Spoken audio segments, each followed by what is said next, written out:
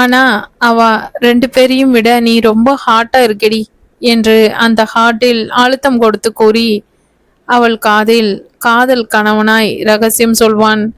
அவனை முறைக்க முயன்று தோற்று போய் போடா என்று கிசுகிசுப்பாய் கொஞ்சம் குரலில் செல்லமாக கூறி அவன் மார்பிலேயே புகம் புதைத்து கொள்வாள். அவன் வாய்விட்டு சிரித்து அவளை அணைத்து கொள்வான். அவள் மாதவிலக்கான காலங்களில் எல்லாம் அவளை ஒரு வேலை கூட செய்ய விடாமல் தானே எல்லா வேலைகளையும் செய்து அவளை கவனமாக பார்த்து கொண்டான். அவளுக்கு ஆச்சரியம். திருமணமாகி 4 மாதங்கள் வரை என்னை கண்டு கொள்ளாதவராக இருந்தது. இப்படி என் மேல் அக்கறை காட்டுகிறார். அதிசயமாய் இருக்கிறதே, இவ்வளவு அன்பாய் மாறிவிட்டாரே என்று நினைத்து நினைத்து ஆனந்தப்பட்டாள். ஒரு புறம் அவர்களுடைய காதல் வாழ்க்கை இனிமையாக நகர, மறுபுறம் விஷாலியின் கைத்தொழிலும் வளர்ந்தது. அதனால் அவளுடைய வருமானமும் பெருக தொடங்கியது. வருமானம் பெருக சரவணன் வேலை செய்யும் வங்கியில் அவளுடைய தொழிலில் பெயரில் ஒரு கணக்கு துவங்கினார்கள். விஷாலி ஆர்டர் எடுக்கவும் அதை டெலிவரி செய்ய பல இடங்களுக்கு செல்ல விஸ்வாவும் சரவணனும் மாற்றி மாற்றி செய்யவும் அவளுக்கு உதவியாய் அவளுடன் சென்று வரலானார்கள். விஷாலி அன்று மிகவும் மகிழ்ச்சியாய் இருந்தாள். காரணம், விஸ்வா அவளை தன் பைக்கில் ஏற்றிக்கொண்டு ஒரு லாங் டிரைவ் அழைத்து செல்வதாக கூறியிருந்தான். அவன் கூறியிருந்தபடி விரைவாக வீட்டு வேலைகளை முடித்துவிட்டு கிளம்பி தயாராகினாள். விச்சு, நான் ரெடி, நீங்க இன்னும் கிளம்பலையா என்று கேட்டுக்கொண்டே வெளியே வந்தாள். எளிமையாக அதே நேரம் அழகாக தயாராகி வந்தவளை வைத்த கண் வாங்காமல் பார்த்தான். ஏ, எதுக்கு இப்படி பார்க்குறீங்க? மெல்லிய குரலில் கேட்டவளை அணைத்து கொண்டு மெதுவாய் சொன்னான். இப்படி அழகா இருக்கிறவளை பார்த்துட்டே இருக்காம என்ன பண்றதாம்?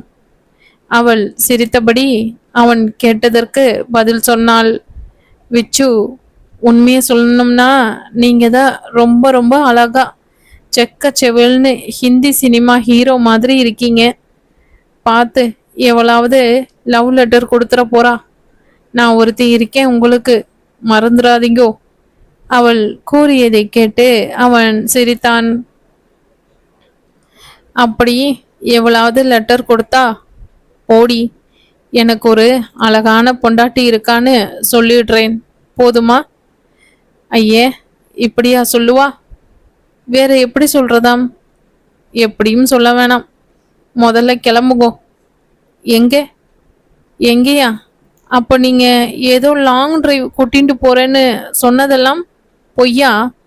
டூப்பா ம் என்று கேட்டு சினுங்க தொடங்கியவளை பார்த்து, ஏய், அழாத அழாத, கூட்டிட்டு போறேன் கூட்டிட்டு போறேன் என்று சிரித்து கொண்டே கூறிவிட்டு கிளம்பினான். அவனும் தயாராகி வந்து வீட்டை பூட்டிக்கொண்டு அவளை தன் பைக்கில் ஏற்றிக்கொண்டு சாலையை நோக்கி தன் பைக்கை வேகமாக செலுத்தினான். வேகமா போகாதீங்க என்றாள் அவள். ஏன், பயமா இருக்கா என்று கேட்டு பைக்கை நிறுத்தினான். உங்களை கட்டி பிடிச்சுண்டு மெதுவா பாடிண்டே இந்த பைக் ரைட் என்ஜாய் பண்ணணும், அதான் என்று மெதுவாய் கூறியவளின் கைகளை தன் இடையோடு சேர்த்து கட்டிவிட்டு புன்னகையுடன் அவள் கேட்டபடியே மிதமான வேகத்தில் வண்டியை செலுத்தினான். அவனுக்கு பின்னால் அமர்ந்து கொண்டு அவனுடைய வாசனையை நுகர்ந்தபடி அவனை இறுக்கமாக அணைத்து கொண்டு அவன் காதருகே மெல்லிய குரலில் பாடியபடி அந்த பைக் பயணத்தை அவள் அனுபவிக்க, அவளுடைய இனிமையான குரலும் சுகமான தழுவலிலும் கிறங்கியபடி அவன் தன் பயணத்தை அனுபவித்தான். சுகமான நீண்ட பயணத்தில் இருவர் மனமும் துள்ள தொடங்கியது. ஈசிஆர் சாலையில் இருக்கும் மாயாஜாலில் இருவரும் படம் பார்த்துவிட்டு அங்கு இருக்கும் சிற்றுண்டி சாலையில் சாப்பிட அமர்ந்தனர். அவளுக்கு பிடித்தமானதை கேட்டு ஆர்டர் செய்துவிட்டு பேசிக்கொண்டே இருந்தனர். இருவரும் சிரித்தபடி பேசிக்கொண்டு இருப்பதை ஒரு ஜோடி விழியில் வெறுப்பாக பார்த்து கொண்டே இருந்தது. விஷாலியின் கையை பிடித்திருக்கும் விஸ்வாவின் விரல்களை கண்ட துண்டமாக வெட்டிவிட மனம் துடிக்க, அதை இயலாததால் தன் கையில் இருந்த பேனாவை தன் கையாலேயே உடைத்து நொறுக்கியது. சாப்பிட்டு முடித்த இருவரும் அங்கிருந்து கிளம்பினர். திரும்பவும் ஒரு சுகமான பயணத்தை எதிர்பார்த்து இருவரும் தங்கள் வண்டி அருகில் வர, எதிரில் சரவணன் வந்தான். ஏ விஸ்வா, நீ எங்க இங்க? நாங்க ஒரு லாங் டிரைவ் வந்தோம். நீ எங்க? என்ன பண்ற? இன்னைக்கு லீவ், அதான் ஏதாவது படம் பார்க்கலான்னு. தனியாவா வந்தீங்க? விஷாலி கேட்டாள். பின்ன இல்லை, ஃப்ரெண்ட்ஸ் யார் கூடவும் வந்தீங்களோன்னு கேட்டேன். ஃப்ரெண்டோட தான் வரலாம்னு இருந்தேன். அவன் அவனோட கேர்ள் ஃப்ரெண்டோட போயிட்டான். அதான் தனியாக வந்துட்டேன். ஏன்னா உங்களுக்கு யாரும் கேர்ள் ஃப்ரெண்டு இல்லையா? சிரித்தபடி கேட்டாள் விஷாலி.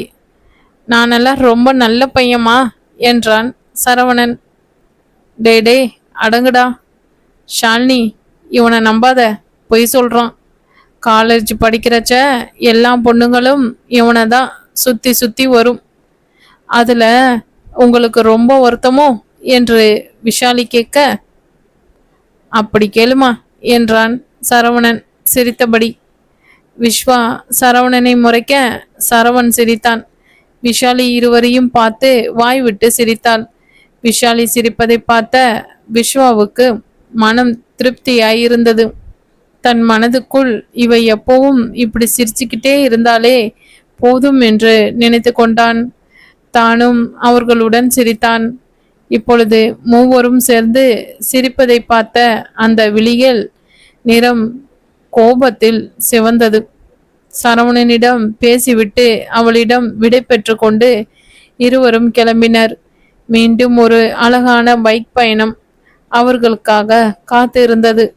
ஆனால் அவர்களுடைய வாழ்க்கை பயணம் பைக் ரைடு சென்று வந்து ஒரு வாரம் முடிந்த நிலையில் விஸ்வாவின் கைபேசிக்கு மீண்டும் விஷாலியையும் சரவணனையும் இணைத்து படங்கள் வர தொடங்க, விஸ்வாவோ எதையும் கண்டு கொள்ளாமல் அமைதியாய் இருந்து விட்டான்.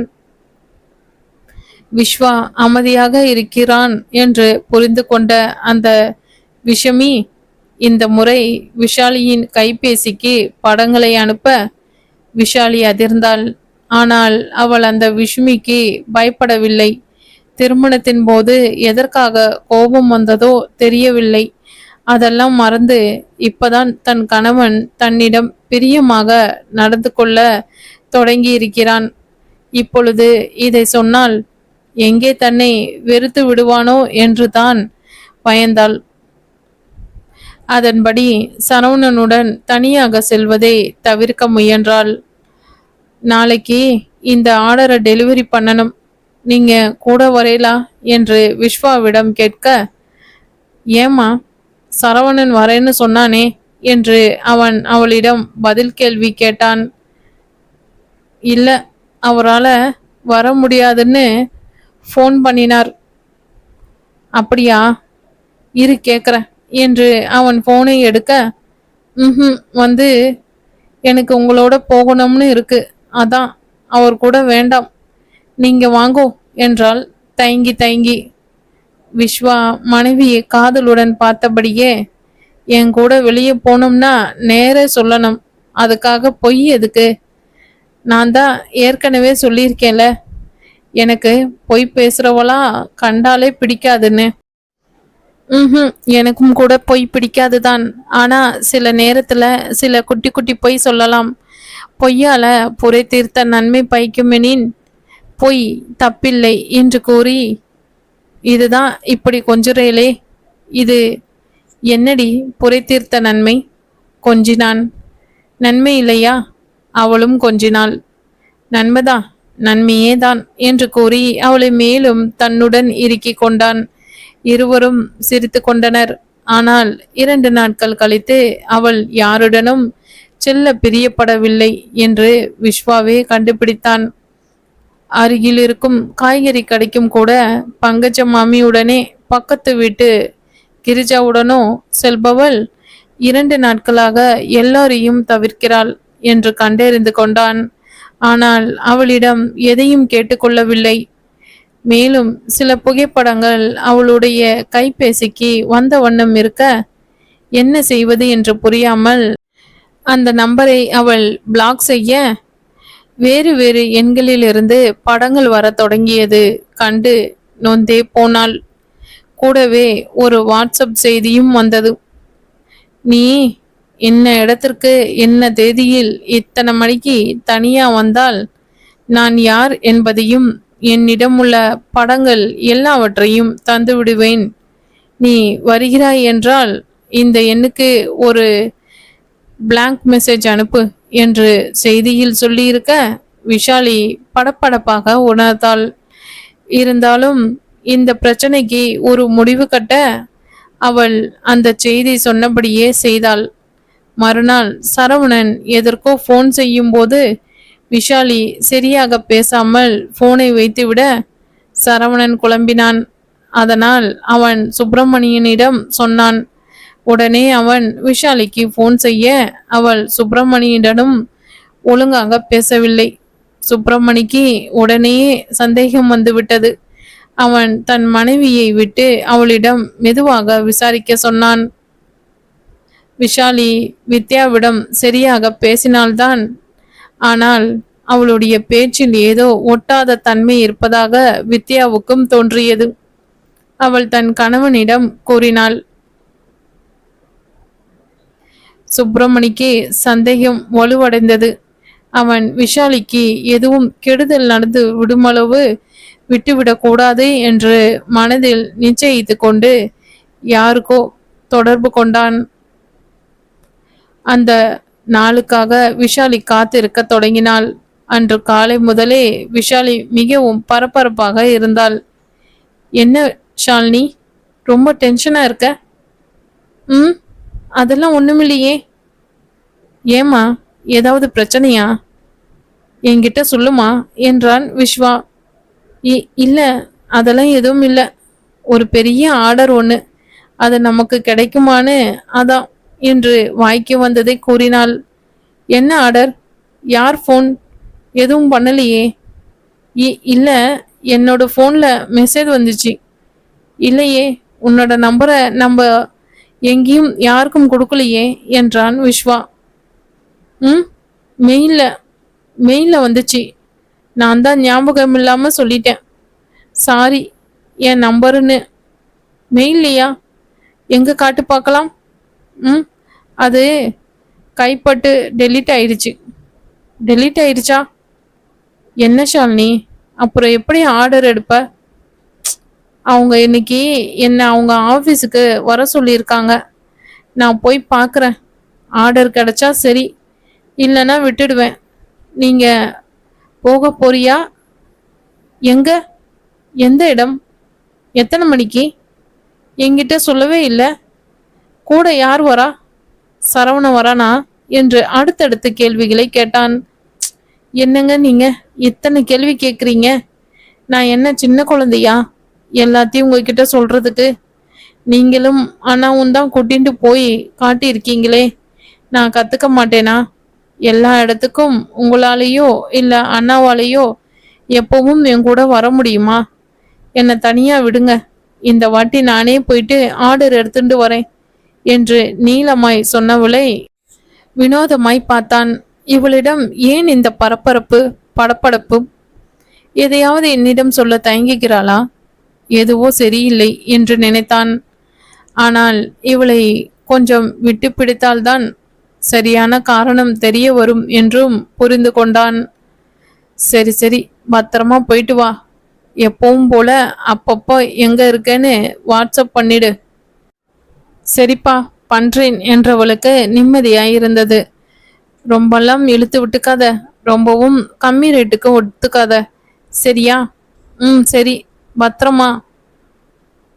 சாப்பிட்டபடி பேசியதால் விக்கல் வந்து விட்டது அவனுக்கு. அடடா, தண்ணி குடிங்கோ என்றபடி அவள் தண்ணீர் பாட்டிலை எடுக்க அதில் தண்ணீர் இருக்கவில்லை. அவள் சமையல் அறைக்குள் சென்று பாட்டிலில் தண்ணீர் நிரப்பி கொண்டு வந்தாள். அவள் தந்த தண்ணீரை பருகிவிட்டு அவளிடம் கொஞ்சிவிட்டு அவன் கிளம்பினான். தன் பைக்கை உதைத்து கிளம்பிக்கையில் கேட்டான். எந்த இடத்துக்கு உன்னை வர சொல்லியிருக்காங்க? ம் மை மயிலாப்பூர்ல என்றால் தடுமாறியபடி. சரி சரி, பத்திரமா போ. ஞாபகமா வாட்ஸ்அப் பண்ணு. பாய். பண்றேன். பாய். அவனை அப்பாடி என்று உள்ளே வந்தாள். மணி பார்த்தாள். காலை 9 ஆகி இருந்தது. பசித்தது. சாப்பிட மனமில்லை. ஆனாலும் பசியாக இருக்கவும் முடியவில்லை. சாப்பிட்டேன் என்று கொண்டு கொஞ்சமாக பெயர் பண்ணி கொறித்துவிட்டு தயாராகினாள். கால் டாக்ஸிக்கு ஃபோன் செய்து அது வந்ததும் இந்த பிரச்சனையை இன்று முடித்துவிட வேண்டுமென்ற நிச்சயத்துடன் வீட்டை பூட்டிக்கொண்டு கிளம்பினாள். இந்த பிரச்சனையில் தீவிரத்தை உணராமலேயே